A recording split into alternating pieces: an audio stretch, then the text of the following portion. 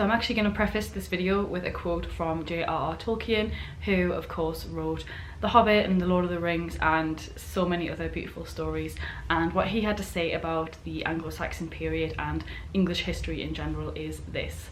I hope I shall not sound absurd. I was from early days grieved by the poverty of my own beloved country. It had no stories of its own, bound up with its own tongue and soil, not of the quality that I sought, and found as an ingredient in legends of other lands. There was Greek and Celtic and Romance, Germanic, Scandinavian and Finnish, which greatly affected me, but nothing English, save impoverished chapbook stuff. Of course there was and is the Arthurian world, and powerful as it is perfectly naturalised, associated with the soil of Britain, but not with English, and does not replace what I felt to be missing. For one thing, its fairy is too lavish, fantastical, incoherent and repetitive. And for another and more important thing, it is involved in and explicitly contains the Christian religion. And I really love this quote, and I wanted to start with it because I think it gives a good sort of preface to tackling anything involving Anglo-Saxon or ancient English British history, which is that it is very, very difficult to tackle this time period because we just don't have tons and tons of concrete evidence for it. So I wanted to start with that because it very much mirrors my own feelings and gives a little bit of an introduction before looking at this topic. Now, just a quick disclaimer, I am recovering from a chest infection, so I'll probably have to cut this video every 5 seconds to have some kind of coughing fit. And yeah, I'm not 100%, but I'm gonna try my best because it's been 2 weeks and I haven't put a video out, so I wanted to talk about this topic. I'm also going to be showing some clips of a open-air Anglo-Saxon museum that I visited earlier. I was going to say earlier this year, well, it was last year now. And it's called Jarrow Hall in the northeast of England, and it has some different Anglo-Saxon roundhouses and exhibition about Bede, because the monk Bede was born in Jarrow. So it's a museum dedicated to Bede and looking at Anglo-Saxon history, so I thought it would be a good opportunity to share that in this video as well and kind of take you around while I talk through this unwieldy topic. So just to get a few definitions out of the way before we have a look at some of the evidence for Anglo-Saxon magic, witchcraft and that sort of thing. What are we talking about when we talk about Anglo-Saxon? So England was invaded by the Romans. In the early 5th century, after the Romans withdrew, we come into the Anglo-Saxon period. So we had a lot of Germanic people coming over from Germany, Denmark, these sorts of places, and we started to see a shift in the culture. So rather than just kind of Celtic and Latin languages, we started having Germanic languages come into the mix of English and make it the crazy mixture that it is today. We started seeing things like house shapes change, and all these kind of things coming in from like a ton of different cultural influences and the Romans moving away. So at this time there was a big mixture of pagan and Christian influence. So the people of the Anglo-Saxon period before the Romans came with Christianity had their own religions, and these would be kind of localized for different communities and passed down through oral tradition, a lot of like very community-centered things. It's not like Christianity where there's just one big text that tells you everything about it. So it was kind of different all over the country. With the Romans coming in, a lot of people converted to Christianity, whether willfully or forcibly, and as things kind of shift over the years, some people would be melding Christianity in with their form of paganism. We've seen this happen in other places around the world, in Russia for example, so that was something that was happening at this time as well. So when I'm talking about magic and paganism, I'm talking about a religion, spirituality that is outside of Christianity. So I'm talking about charms and divination, gods, goddesses, and various forms of ritual. And as mentioned earlier on, the evidence for this period is just really scant. It's very difficult to pinpoint what people were actually doing and what they believed, because writing things down was not part of the culture at the time. It was an oral tradition, so people weren't documenting their spells and rituals and beliefs and things like that, so it's quite hard to actually look that far back and find evidence.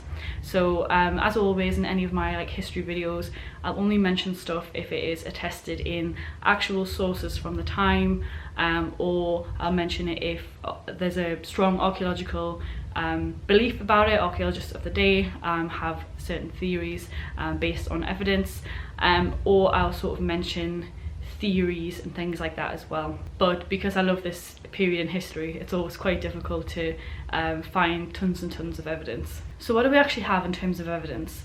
And this is kind of what Tolkien was referring to a little bit with the impoverished chapbook sort of thing. We don't have nice big texts or written records of all the things that people were doing, what they believed in, and stories to the depth that, say, Norse mythology has. It's just not that in depth in England. So we do have a few different texts that we can look at for evidence of magic and ritual. Some of these are medical texts. So there's one called Bald's Leech Book. So leech doesn't refer to leeches actually, though they were used in medicine at the time. It is leecher, which is kind of like the medical practice. And Bald is the guy who owned the book, so he had written in the book, this book belongs to Bald, but it was compiled by some other guy basically. So this is an example of somebody putting together like a proper medical text. We've got like various little commonplace books for kind of personal use, but this is an actual medical text of the time. And I will pull out some of the examples from Bald's Leech Book in this video, but just 2 fun facts before I do that, which aren't related to magic, but I thought I would include anyway. One of the things mentioned in this book is the only record we have of anglo-saxon surgery, plastic surgery I guess, and they have a instructions for surgery for a cleft palate. So that's really interesting. And in March 2015, they did an experiment with one of the recipes from Bald's Leech Book, which I just have to look down so I can get the recipe right. In the eye salve recipe, it's garlic, leeks, wine, and the bile from a cow's stomach left in a brass bowl for 9 days. This was tested in vitro and was found to be as effective against MRSA as the antibiotic that is actually used for it. The ingredients separately were not effective, but the combination was. So there's definitely a lot of kind of weird ancient medical practices, but I always have a lot of faith in people. I don't think people are stupid. I think they have a conviction about things. So obviously a lot of the things in this book were actually tried and tested and did work, and some of them were a bit more based in magic or different belief systems and stuff like that. We've also got a book called the Lagnunga, which means remedies, and this is less of like a proper medical textbook and more of somebody's commonplace book. So he kind of put stuff in there that he found interesting, various different remedies, but just random stuff as well that he wanted to keep hold of basically. We've also got the Old English Herbarium, which is a book about herbs, basically documenting different herbs, but this looks more at kind of medical purposes for herbs and things like that. It's more of like a textbook. In the later Anglo-Saxon period, we have got references to witchcraft in court texts. There are various punishments described for women who were practicing witchcraft, and interestingly it was seen as more of like a young woman thing, a young woman who wanted to conceive a child or get married, find love, something like that, whereas as time went on it sort of became more of like a, you know, withered old hag is what people associate with a witch, but in this period it was more of like young women, which is quite interesting. Apart from that, we can look at physical evidence from the time, so different carvings, brass ornaments, pieces of art. We can look at burial evidence as well, what were people buried with, and also what a lot of historians do is look at Norse history, because that was a big influence. So we can have a look at what kind of magic, gods and goddesses, and what kind of rituals and things were practiced in the Norse tradition, and was the potential for those things to influence England as well. And another thing which we can look at clearly and see, which is Old English, which is the form of English that they spoke at this time. So in Old English there are various words describing magic practitioners, particularly a couple for women. So we have Hegtessa, Bergruna, Leodruna, which is the name of my channel and username. I picked it because it's an Old English word for like a magical woman. There's another word, Drucraft, which refers to magic, and some people say this could be an anglicised word for druid. There's also Wicca, which refers to the practice of magic. Obviously that's the word that became Wicca in the modern religion, Wicca, but it comes from the Old English word Wicca. It's interesting that there's these different words for powerful women. A lot of them are to do with divination and like seeresses, so having a kind of going into trances and doing different like divination practices, seeing the future and things like that, sort of spirit travel, these kind of things. That's what it could be talking about. Interestingly as well, there's not really any talk of women doing witchcraft, but then there are these other words for women doing magic as well, so yeah, it's interesting to note. So the prevailing thought at the time was that disease came in through the body through evil spirits. So we've got words like elf and dweog, which became elf and dwarf, and this is what I always think is really interesting about like fairy folklore in Britain, which as a whole other video that I'm working on at the minute, which I will do, is that the Arthurian legend and sort of like French tradition changed all of our views on fairies, but actually like elves and dwarves and things were seen as evil spirits that would affect the body and cause disease. So we have the term being elf shot, which is where a little like fey creature would hit you with his bow and arrow and put disease into the body. So even if you just had like, you know, you just get like a random pain somewhere, then people would think, I've just been elf shot, you know, fairy creatures just caused this pain to me and put this pain in my body. So it's a very, very negative thing. So a lot of the evidence that we can see for magic at this time was related to medicine, because it would be about drawing out those evil spirits. So there's a lot of charms to pull out the evil spirits, and then also charms to invoke the spirits of plants and things like that as well.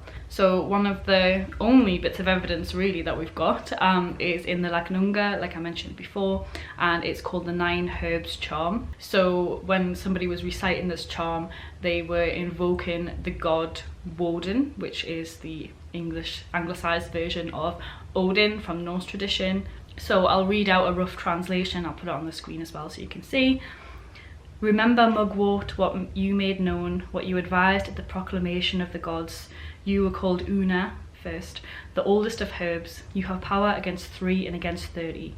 You have power against poison and against infection. You have power against the loathsome foe roving through the land. A worm came crawling, it killed nothing, for Woden took 9 glory twigs. He smote then the adder that it flew apart into 9 parts. So this is clearly a charm invoking the god Woden, but also invoking the spirit of mugwort, which does have a lot of these properties, and it's a really great healing herb, and it crops up in a lot of different cultures as being a really important herb. So here it's getting referred to as the first Una, the first herb, which is really interesting. And it's not mentioned in here, but just to note as well, if you don't know about mugwort, it is something that people often use for divination because it brings on very strong dreams. For me it does anyway. It has all of these lovely healing properties, but it brings on strong dreams, and some people would use it for doing divination while awake and stuff like that as well. So this is actually really exciting, well it is for me, because this is concrete, written down Anglo-Saxon evidence of Woden, first of all, fully mentioned there, and also invoking the spirit of mugwort. So here we've got an actual charm from the Anglo-Saxon period. Don't get excited because there are not many others, but yeah, I find that really cool. The idea of elves and dwarfs and things like that did become a bit Christianized, and we do see like such a mixture of pagan beliefs or old traditional beliefs and Christianity kind of melded through these different books. So in Baal's Leech book, for example, there are recipes for curing somebody who's been possessed by a devil, so they started referring to these elves and things as devils instead. So another thing that we can look at is gods and goddesses, because we know from history that often gods and goddesses, well, first of all, they are pagan, and they'd often be associated with ritual and things like that. So it's not a far leap to say that people could have been doing rituals and certain magical practices dedicated to the gods, or worshipping them or trying to invoke them and things like that as well. So as I mentioned before, everything was very localized, so different communities would have had their own beliefs and their own gods and goddesses, and just things that we will never know, unfortunately, because it was only passed down through oral tradition, and as things change over the years, beliefs change, you stop saying things, you stop doing things, so we're just never going to know about those things, so we can only look at the stuff that we've actually got evidence for.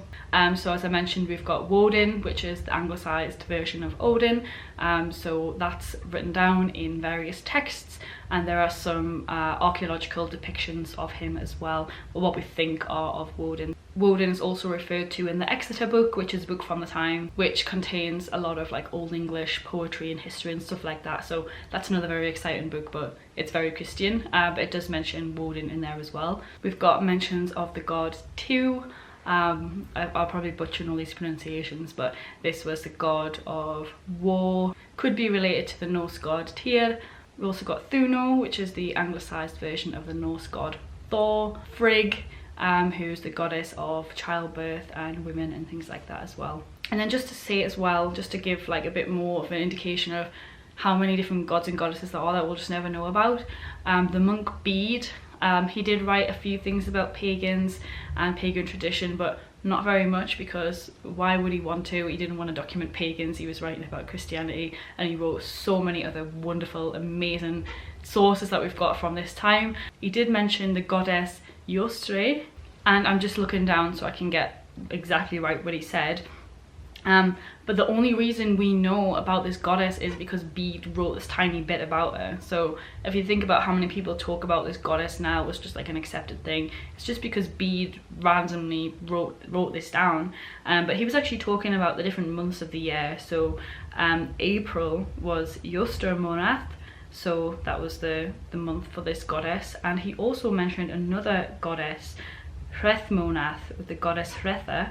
He talked about the pagans sacrificing to her at this time, and about feasts for Yostre as well. So yeah, it's really interesting, like, that there are just these random gods and goddesses that we'll never ever know about, but Bede randomly wrote about these two, and now we do know a tiny bit about them. Not much though. So yeah, tons of things like that, and just further kind of drills the point home that it's really hard to know exactly, and we just have this scant evidence to try and figure out what was going on at the time.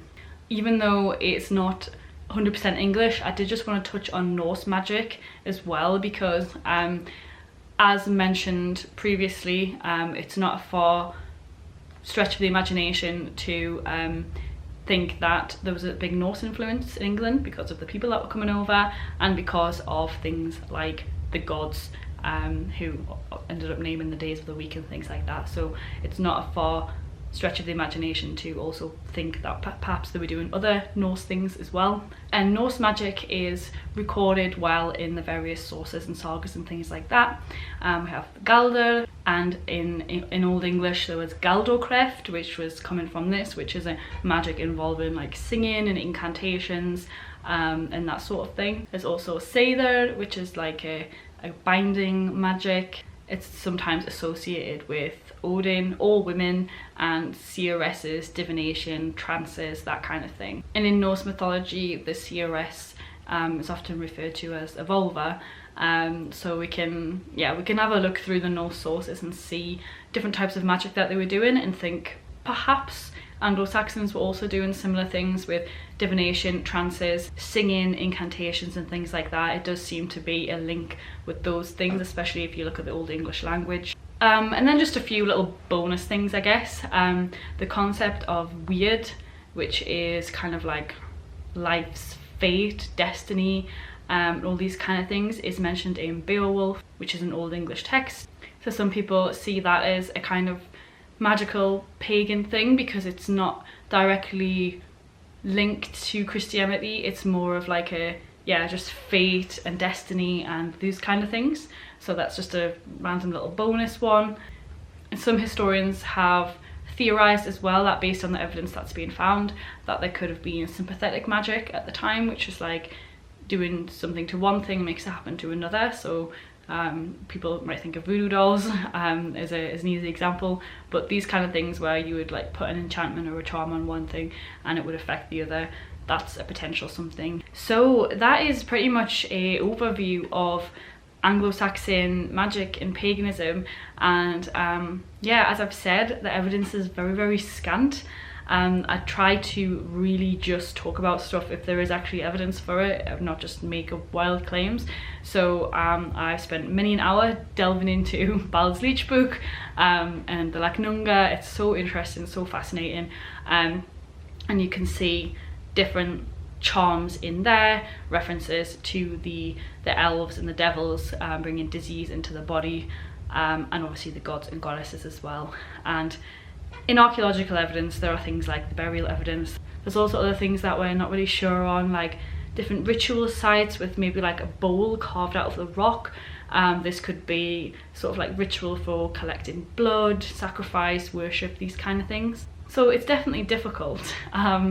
But those are the bits that I found which are like actual evidence from the time that we can have a look at, and I find it really, really interesting. And I do feel a bit sad, like Tolkien, that we don't have as much story and like evidence as other places around the world where they have a beautifully written kind of like rich history.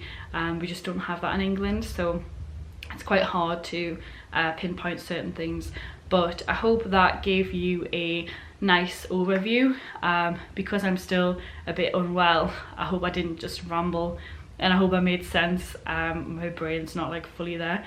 So yeah, I hope this video was interesting to you. If there's anything that I've missed, then please let me know. I'd like to research further, but I hope you enjoyed hearing about Anglo-Saxon magic, and then also having a look around Jarrow Hall as well, which is a lovely place. Definitely recommend that you go and check it out if you're in the northeast of England. As always, thank you so much for watching, and I will see you in the next video.